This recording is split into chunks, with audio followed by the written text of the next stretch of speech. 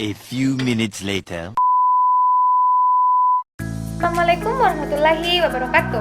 Halo teman-teman, perkenalkan nama saya Nurul Purnamasari dengan NIM 24601008. Saya dari kampus Universitas Indonesia Timur, Fakultas Ekonomi dan Bisnis. Jurusan saya yaitu manajemen. Di sini saya buat video ini untuk memenuhi tugas mata kuliah saya yaitu pengantar ekonomi mikro. Saya akan menjelaskan tentang teori produksi.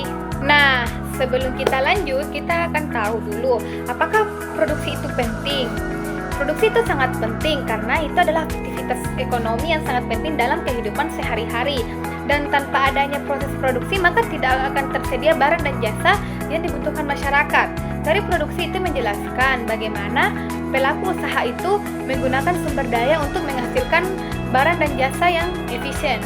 Contohnya kayak perusahaan makanan yang mengelola bahan mentah menjadi produk makanan kemasan yang siap untuk dikonsumsi. Dan adapun pengertian produksi dalam ekonomi mikro. Dalam kerangka ekonomi mikro itu, produksi bukanlah sekedar aktivitas yang membuat barang, melainkan sebuah proses yang kompleks dan berstruktur di mana berbagai input dan faktor produksi dikombinasikan dan diubah menjadi output berupa barang dan jasa yang memiliki nilai guna yang lebih tinggi. Dan proses transformasi ini menciptakan tambahan added value. Sebagai contohnya itu sebatang kayu gelondongan yang diubah menjadi meja makan yang indah yang menunjukkan adanya peningkatan nilai guna yang signifikan.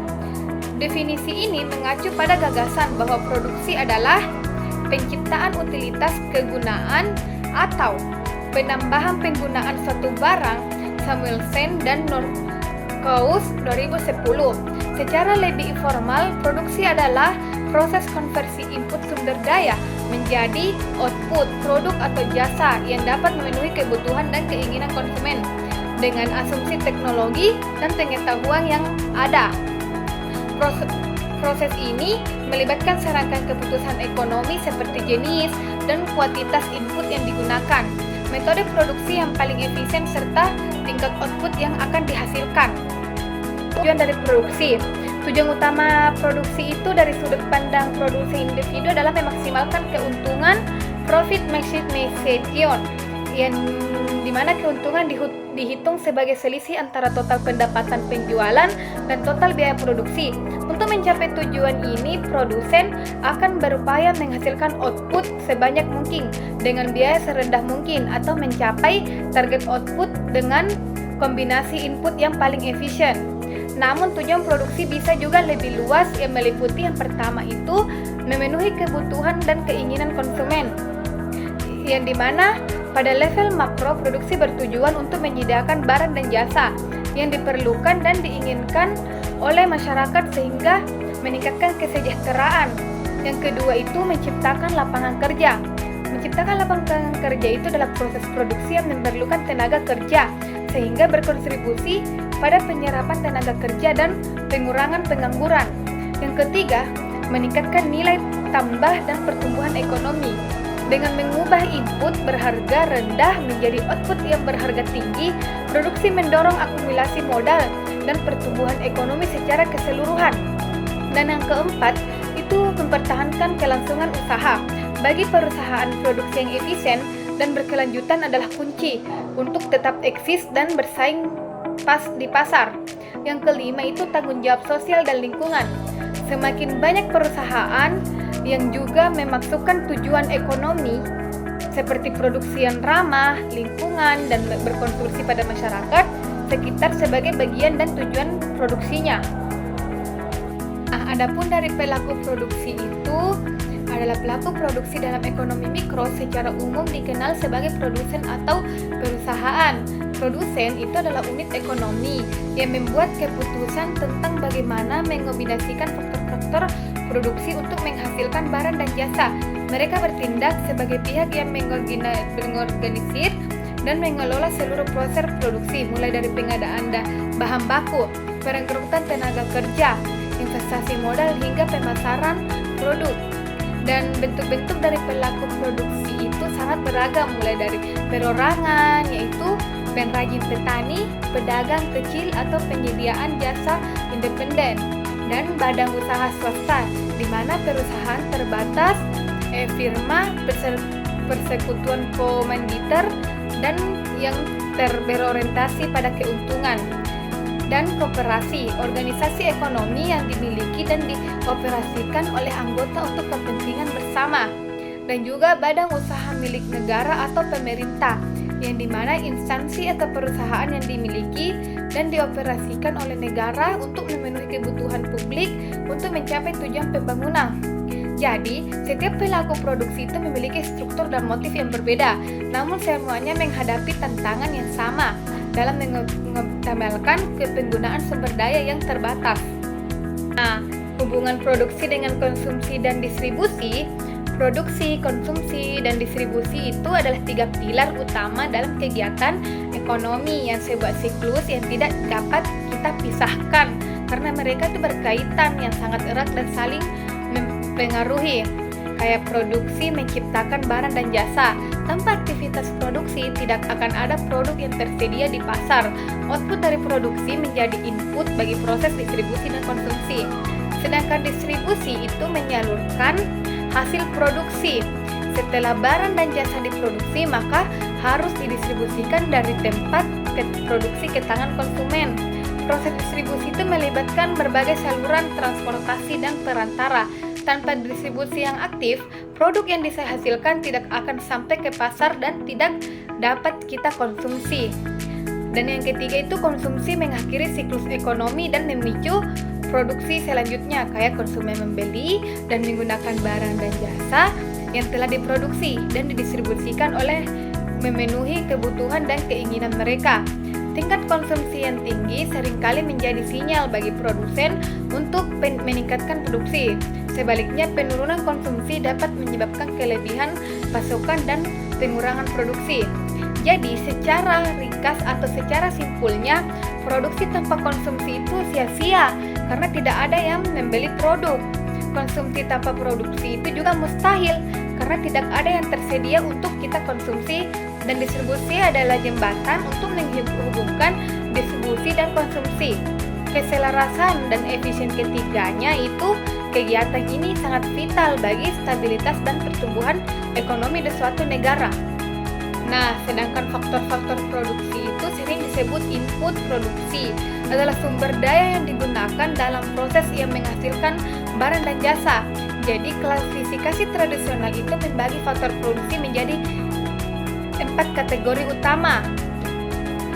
Faktor produksi alam, dan faktor produksi tenaga kerja, faktor produksi modal, dan faktor produksi kewirausahaan. Kita akan membahas dulu faktor produksi alam atau tanah dan sumber daya alam. Faktor ini tuh mencakup sumber daya yang disediakan oleh alam dan dapat digunakan dalam produksi. Istilah tanah di sini tidak hanya merujuk pada lahan pertanian atau lokasi pabrik, tetapi juga meliputi semua kekayaan alam yang terkandung di dalamnya.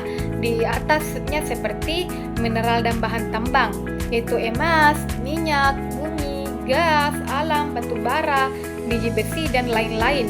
Sedangkan sumber daya air itu sungai, danau, lautan, air, tanah, irigasi, konsumsi atau pembangkit listrik. Dan hutan itu kayu hasil, hutan non-kayu, dan fungsi ekologisnya.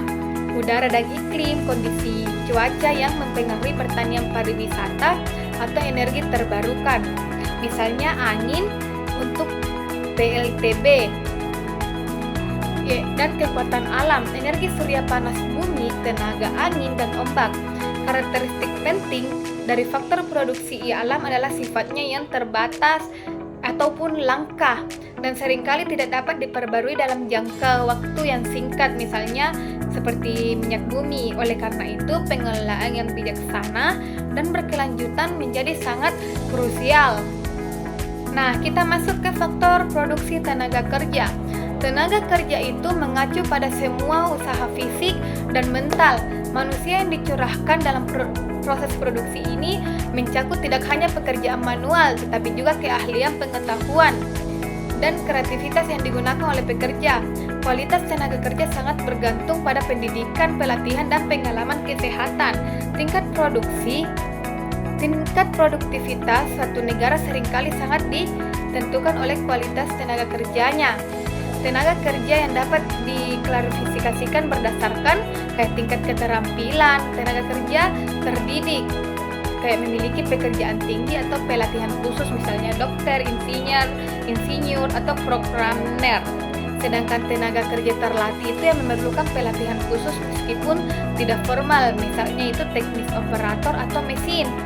Dan tenaga kerja tidak terdidik atau tidak terlatih itu umumnya hanya memerlukan sedikit atau tanpa pelatihan, misalnya buruh tani.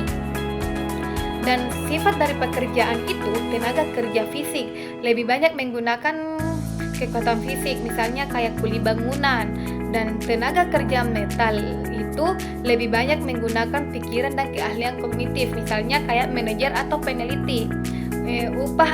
Upah atau gaji adalah balasan jasa bagi faktor produksi tenaga kerja. Di faktor produksi modal dalam ekonomi modal kan bukanlah uang tunai itu sendiri, melainkan barang-barang buatan manusia yang digunakan untuk menghasilkan barang dan jasa lainnya. Uang itu adalah sarana untuk memperoleh modal fisik. Contoh dari modal itu meliputi mesin dan peralatan, kayak mesin produksi kendaraan, komputer, alat dan juga alat berat. Sedangkan bangunan dan infrastruktur itu pabrik, gedung, kantor, dan jalan, jembatan, pelabuhan. Sedangkan intelektual kapital, hak paten, software, desain produk, brand equality. Yang modal meningkatkan produktivitas tenaga kerja dan memungkinkan produk dalam skala besar. Investasi modal kayak pembentukan modal baru yang merupakan kunci pertumbuhan ekonomi jangka panjang. Balas jasa untuk penggunaan modal adalah bunga atau profit. Faktor kewirausahaan ini adalah faktor produksi yang kemampuan khusus yang dimiliki oleh seseorang untuk mengombinasikan dan mengelola ketiga faktor produksi lainnya, kayak alam, tenaga kerja, dan juga modal secara efektif guna menghasilkan output. Wirausahaan ini adalah agen inovasi dan pengambil risiko dalam perekonomian mereka. Misalnya kayak mengidentifikasi peluang, melihat kebutuhan pasar yang belum terpenuhi atau cara baru untuk memenuhi kebutuhan lama. Sedangkan mengambil risiko itu bersedia menghadapi ketidakpastian dan potensi kerugian finansial. Sedangkan mengorganisir sumber daya itu kayak faktor-faktor produksi untuk mencapai tujuan produksi. Sedangkan berinovasi itu menciptakan produk baru, proses produksi yang lebih efisien atau model bisnis yang revolusioner. Dan tanpa kewirausahaan itu, faktor produksi lain tidak akan berkoordinasi secara optimal untuk menciptakan nilai balas jasa. Bagi kewirausahaan adalah keuntungan profit dari usaha yang dijalankan. Nah, dari kita akan masuk ke pengertian fungsi produksi. Fungsi produksi itu adalah hubungan matematis atau teknis yang menunjukkan jumlah output maksimum yang dapat dihasilkan oleh suatu perusahaan dari setiap kombinasi input yang diberikan pada tingkat teknologi tertentu. Dengan kata lain, ini adalah resep teknis yang mengubah input menjadi output. Jadi, asumsi penting dalam fungsi produksi itu adalah bahwa produsen selalu beroperasi secara efisien, yaitu menggunakan input seminimal mungkin untuk menghasilkan output tertentu atau menghasilkan output maksimal. Mungkin dari input tertentu, fungsi produksinya mencerminkan teknologi yang tersedia. Jika teknologinya membaik, fungsi produksi akan bergeser ke atas, memungkinkan output lebih banyak daripada input yang sama. Nah, di sini itu ada fungsi produksi jangka pendek dan jangka panjang. Kita akan membahas dulu jangka pendek. Setidaknya ada satu faktor produksi yang dianggap tetap atau tidak diubah jumlahnya dalam periode waktu yang dipertimbangkan. Contoh umumnya itu input tetap adalah modal, ukuran pabrik, jumlah mesin besar. Sementara itu faktor produksi lainnya itu bersifat variabel, artinya jumlah dapat diubah dalam jangka pendek. Misalnya itu tenaga kerja, bahan baku. Dalam jangka pendek, peningkatan output hanya dapat dicapai dengan menambah penggunaan input variabel pada input tetap. Ini menyebabkan perubahan dalam rasio input, penggunaan input variabel dan input tetap, tapi menyebabkan perubahan dalam rasio input variabel terhadap input tetap yang pada akhirnya memicu berlakunya hukum kenaikan hasil yang semakin berkurang. Yang akan dibahas lebih lanjut, analisis fungsi produksi jangka pendek biasanya berfokus pada hubungan antara suatu input variabel, misalnya tenaga kerja, dengan total output, dengan mengonsumsikan input lain tetap, cash, dan fund. Nah, sekarang kita bahas fungsi produksi jangka panjang. Berbeda dengan jangka pendek, dalam analisis jangka panjang itu semua faktor produksi itu dianggap variabel. Karena ini berarti perusahaan memiliki cukup waktu untuk menyelesaikan semua inputnya, termasuk skala operasi, ukuran pabrik, atau jumlah mesin berat. Tidak ada input tetap dalam jangka panjang. Produsen ini memiliki fleksibilitas penuh untuk memilih kombinat input yang paling efisien untuk setiap tingkat output yang diinginkan. Dalam jangka panjang itu, perusahaan dapat mengubah skala produksi secara signifikan, misalnya dalam membangun pabrik baru, membeli lebih banyak mesin, atau membakar total struktur organisasinya. Analisis jangka panjang seringkali berpusat pada konsep hasil skala reduced to scale yang menjelaskan bagaimana output berubah ketika semua input diubah secara proporsional. Nah, kita bahas kurva produk total dan produk rata-rata dan juga produk marginal. Untuk memahami fungsi produksi jangka pendek, kita menggunakan 3 konsep produk, yaitu produk total, yaitu TP, sedang yang mengacu pada total kualitas output yang dihasilkan dan jumlah input variabel tertentu, misalnya jumlah tenaga kerja dengan asumsi input lain yang tetap. Kurva TP itu awalnya akan meningkat dengan laju yang meningkat, kemudian dengan laju yang menurun, dan akhirnya bisa menurun jika terlalu banyak input variabel yang digunakan. Yang kedua itu produk rata-rata, yang dimana itu menggunakan AP adalah output rata-rata per unit variabel yang dihitung dengan membagi produk total TP dengan jumlah input variabel, misalnya kayak jumlah tenaga kerja. Dan kurva AP itu awalnya meningkat mencapai titik maksimum kemudian menurun. Yang ketiga produk marginal, yang dimana MP itu marginal produk yang mengukur perubahan dalam produk total TP yang dihasilkan dari penambahan suatu unit input variabel yang dihitung sebagai perubahan output yang dibagi dengan perubahan input variabel. Sedangkan kurva MP itu awalnya meningkat mencapai titik maksimum lebih awal daripada AP. Kita masuk ke hukum-hukum dalam produksi. Kayak ada hukum kenaikan hasil yang semakin berkurang, itu law of diminishing return. Hukum ini yang juga dikenal sebagai hukum hasil marginal yang semakin menurun adalah salah satu prinsip fundamental dalam ekonomi mikro yang berlaku dalam analisis produksi jangka pendek. Hukum ini menyatakan ketika satu input variabel, misalnya tenaga kerja, ditambahkan secara berurut-urut pada jumlah input tetap, misalnya modal dan atau tanah, pada suatu titik tertentu, tambahan output yang dihasilkan dari setiap unit input variabel dalam tambahan tersebut akan mulai berkurang. Artinya, setelah mencapai titik tertentu, produk marginal atau MP dari input variabel akan menurun. Fenomena ini terjadi karena input tetap menjadi kendala. Misalnya jika ada lahan pertanian yang tetap dan Anda harus menambah jumlah petani, awalnya produktivitas akan meningkat karena adanya spesialis. Namun pada titik tertentu penambahan petani lagi hanya akan menyebabkan kerumunan, kurangnya alat atau efisiensi lainnya, sehingga output tambahan yang dihasilkan oleh petani terakhir akan lebih kecil dari petani sebelumnya. Implikasi dari hukum ini adalah bahwa ada batas optimal dalam penggunaan input variabel pada input tetap. Produsen harus berhati-hati dan menambah input variabel agar tidak memasuki tahap di mana produktivitas marginal menurun tajam yang dapat mengurangi efisiensi dan keuntungan.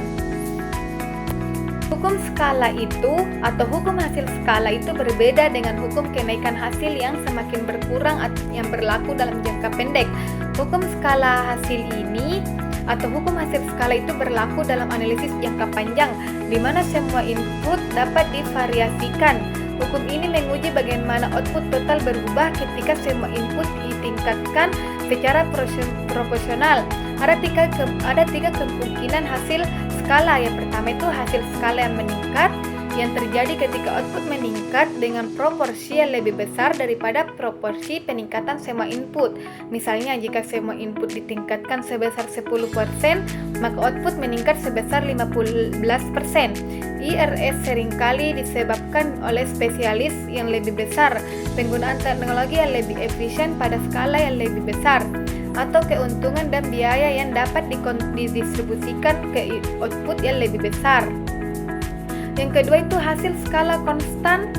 Hasil skala konstan yang terjadi ketika output meningkat dengan proporsi yang sama dengan proporsi peningkatan yang semua input. Misalnya, jika semua input ditingkatkan sebesar 10%, output juga akan meningkat sebesar 10%.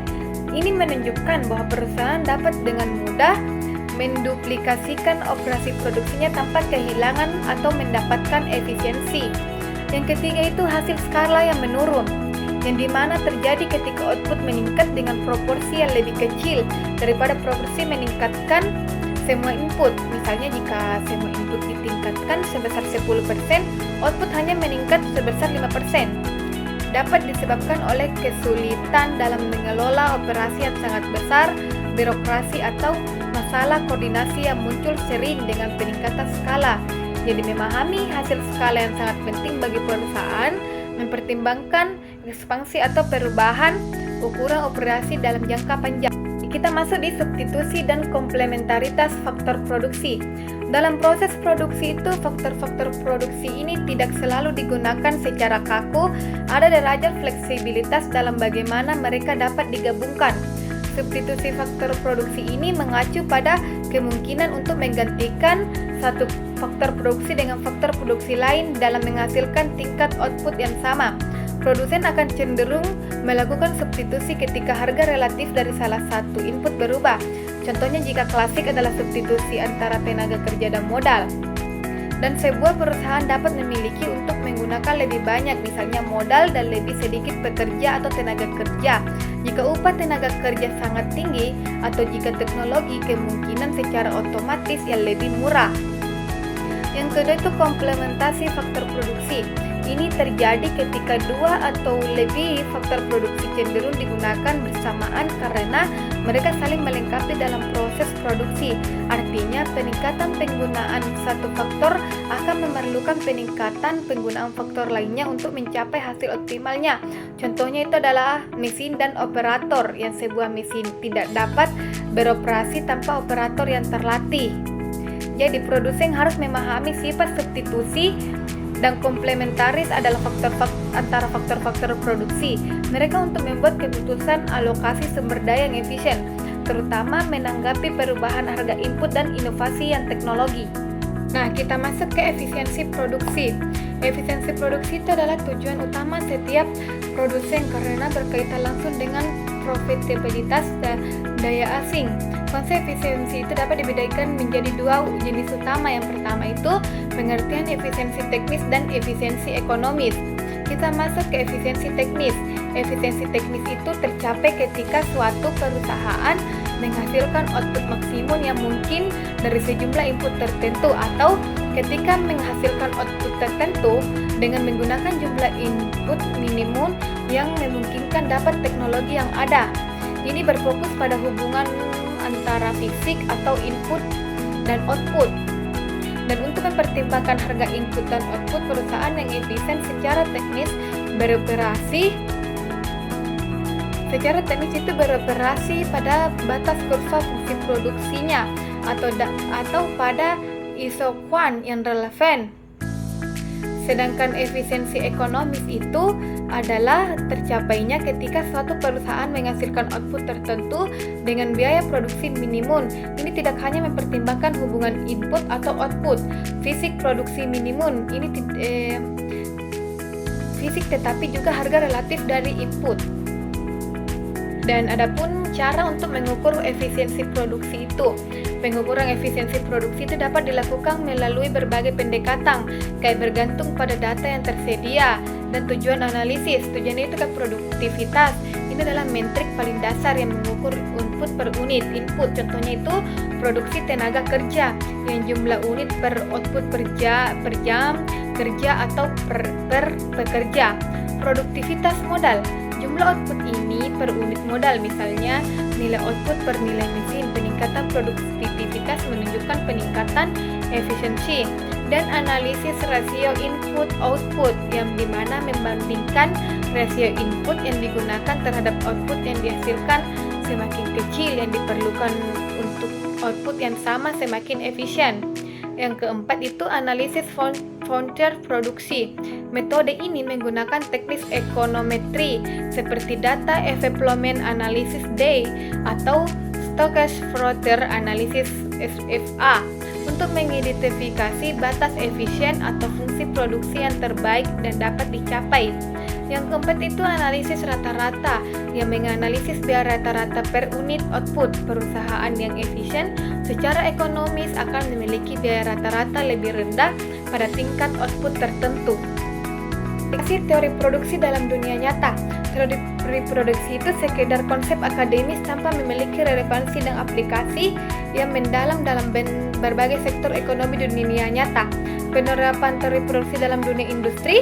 Di sektor industri terutama manufaktur skala besar, teori produksi itu menjadi alat analisis yang sangat vital untuk pengambilan keputusan strategis, yaitu perencanaan produksi, dan juga pengambilan keputusan investasi, efisiensi dan pengurangan biaya, manajemen tenaga kerja, dan pengembangan produk proses. Dan referensi teori produksi dalam UMKM dan startup, meskipun seringkali beroperasi dalam skala yang lebih kecil, UMKM itu usaha mikro, kecil, dan menengah, dan startup juga sangat bergantung pada prinsip-prinsip teori produksi untuk kelangsungan dan pertumbuhan mereka, kayak optimal sumber daya terbatas, skalabilitas model bisnis, dan keputusan substitusi dan juga inovasi proses. Nah, kita masuk di tantangan produksi di era digital dan otomatisasi. Era digital dan otomatisasi itu telah mengubah lanskap produksi secara fundamental yang menciptakan tantangan sekaligus peluang baru yang harus kita respon dengan pemahaman teori produksi yang mendalam. Kayak pergeseran kurva fungsi produksi, kebutuhan modal intelektual, tantangan ketenaga kerjaan, dan juga produksi yang adaptif dan fleksibel, dan analisis data untuk efisiensi. Dan untuk memahami perubahan ini dalam konteks teori produksi itu memungkinkan perusahaan untuk mengambil keputusan yang tepat dalam berinvestasi di teknologi yang mengelola tenaga kerja dan beradaptasi dengan lingkungan bisnis yang berkembang. Kita masuk ke kesimpulan. Dalam teori produksi itu adalah fondasi dalam studi ekonomi mikro yang menjelaskan bagaimana input diubah menjadi output. Dan untuk menciptakan nilai dan memenuhi kebutuhan ini, telah menguraikan konsep-konsep kunci yang dimulai dari definisi produksi sebagai proses penciptaan utilitas dan penambahan nilai dengan tujuan utama memaksimalkan keuntungan bagi pelaku produksi.